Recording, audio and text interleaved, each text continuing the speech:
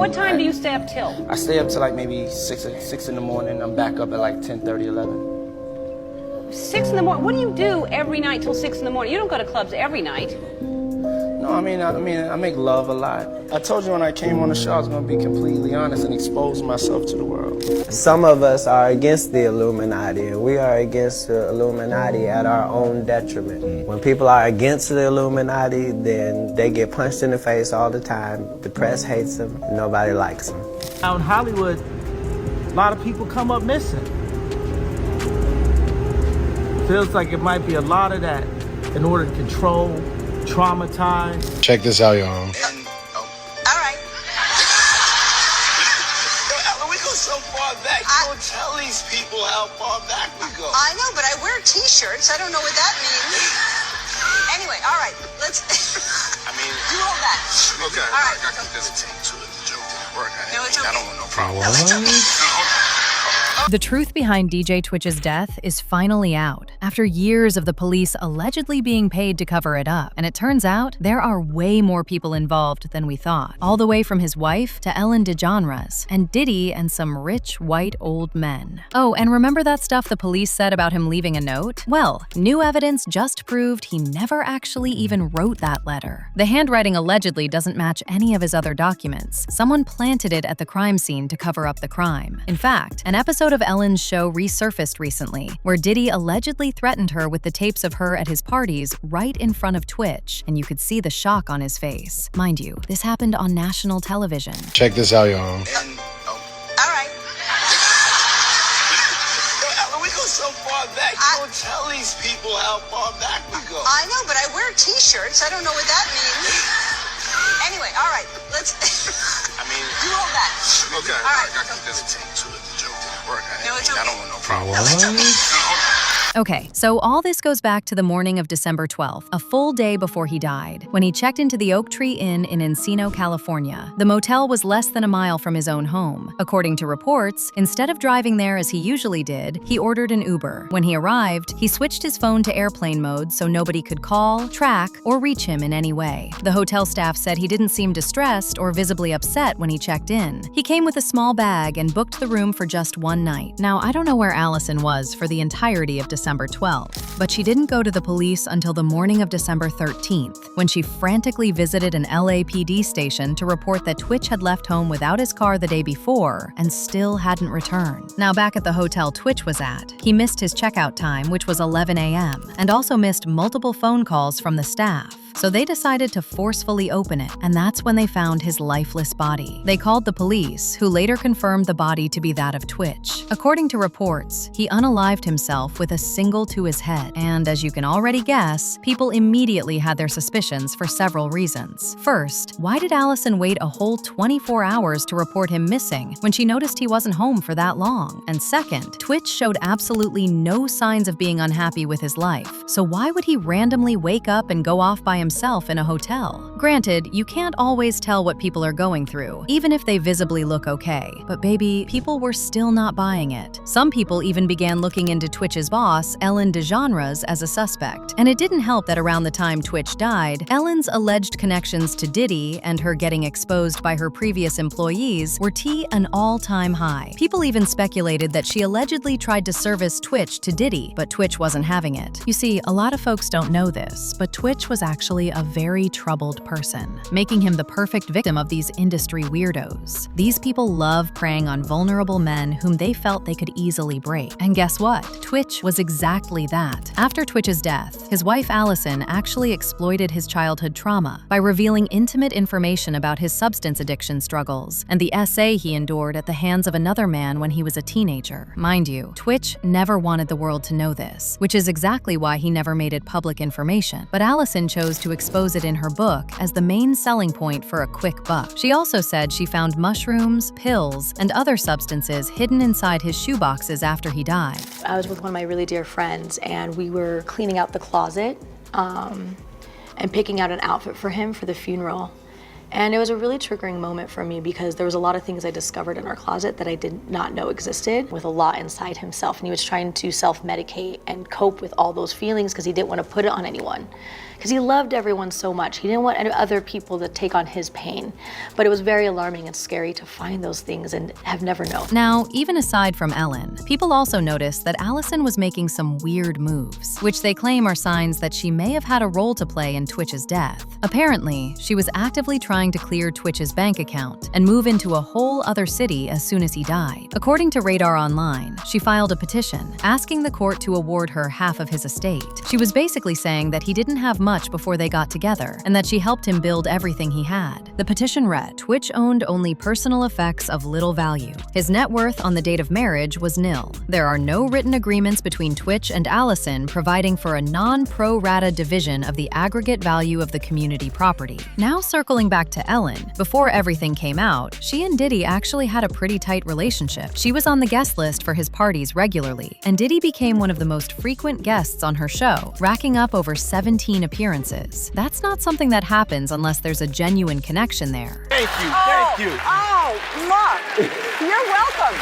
And do y'all remember that moment on her show where Ellen told Diddy she hadn't been making it to his parties because they were always being held on the East Coast? As the conversation kept going, Diddy casually brought up his after parties, the ones held on the second and third floors of certain hotels. And Ellen responded like she already knew exactly what he was talking about. But then she seemed to catch herself and quickly cleaned it up, saying she only knew about them because he raps about them in his music. Girl, please. Your birthday party, am I invited? Yes.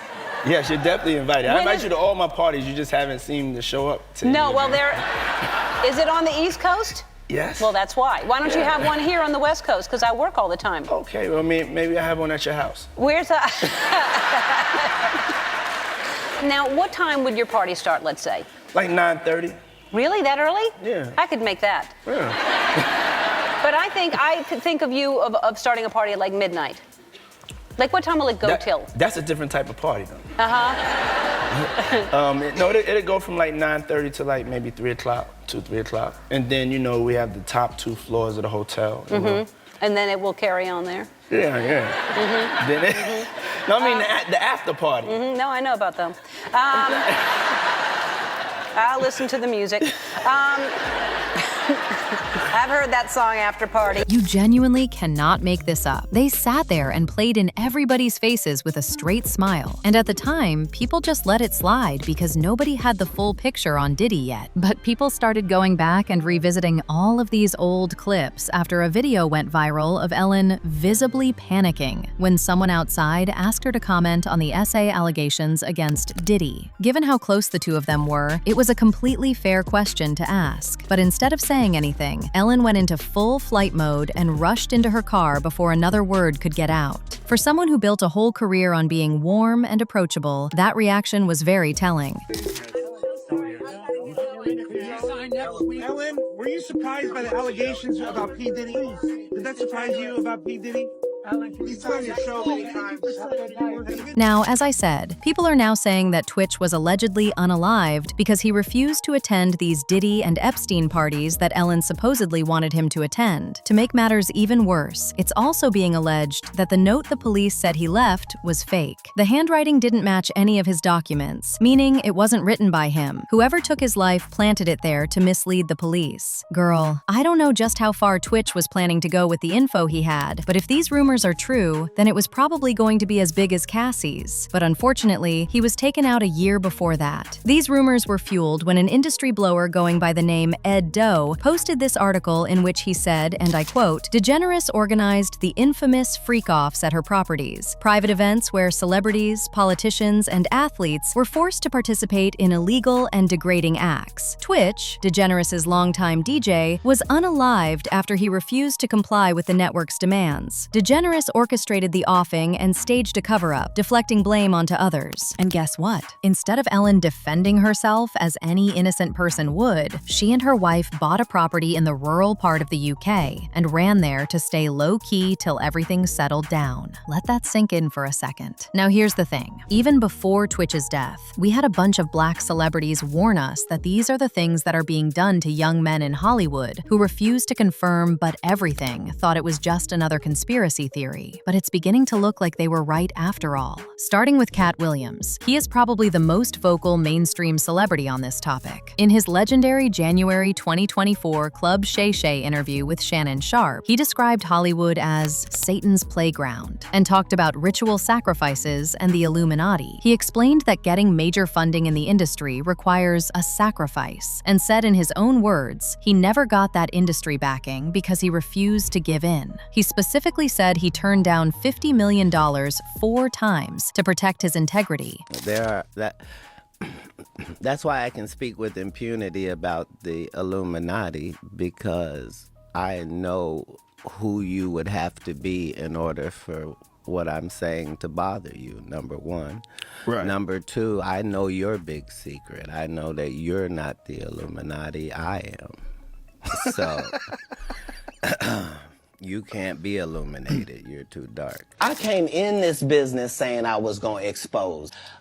Big dick deviance is all catching hell in 2024. It's up for all of them. It don't matter if you Diddy or whoever you is. TG Jakes, any of them. All lies will be exposed. That's all. Because P. Diddy be wanting the body. And you got to tell him no. You got to tell him no. I did.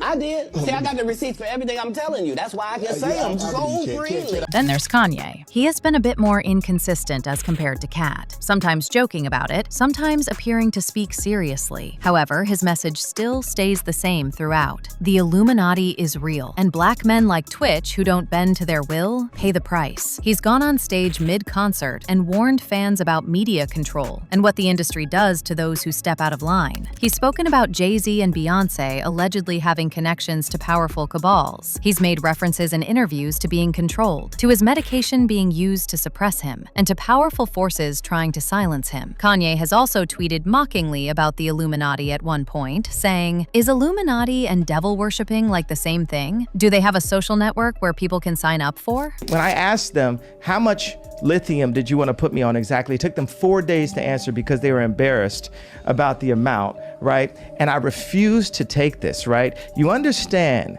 that if I had taken the medication, I would not be here, and it would have been, he was deeply troubled. We miss him. We love his music, though. Now in Hollywood, a lot of people come up missing. Feels like it might be a lot of that in order to control, traumatize. Dave Chappelle is credited by many conspiracy communities as one of the first major celebrities to speak out. He walked away from a $50 million deal on Chappelle's show in 2005 and left for South Africa. Years later on Oprah, he described how uncomfortable a specific sketch made him feel, not because of its content, but because of how a crew member laughed at it in a way that felt different. He described it as feeling like the industry was trying to use comedy to degrade black people. He also spoke about the pressure put on black male comedians to cross-dress as part of their passage into the A-list, a claim that Katt Williams also made. What's going on? Why is Dave Chappelle going to Africa? Why does Mariah Carey make a $100 million deal and take her clothes off on TRL? A weak person cannot get to sit here and talk to you. Ain't no weak people talking to you. So what is happening in Hollywood? Nobody knows. The worst thing to call somebody is crazy, is dismissive. I don't understand this person, so they're crazy. That's bullshit. These people are not crazy, they're strong people. Maybe the environment is a little sick. Newsweek, it's a very credible magazine. And they're saying, maybe I smoke crack, and it was all innuendo. And the magazine is credible as Newsweek. I was very surprised that this was happening.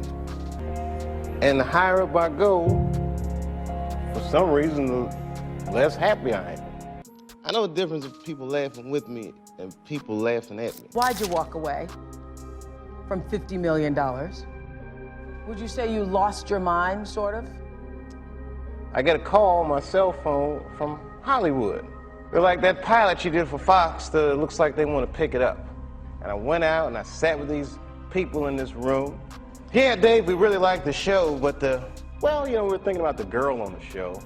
I think we should recast her, maybe. And they start using terms like universal appeal. Basically saying they want me to recast the girl with a white woman. I was doing sketches that were funny but socially irresponsible. I said, yeah, I don't think I can do this, and so I bounced, man.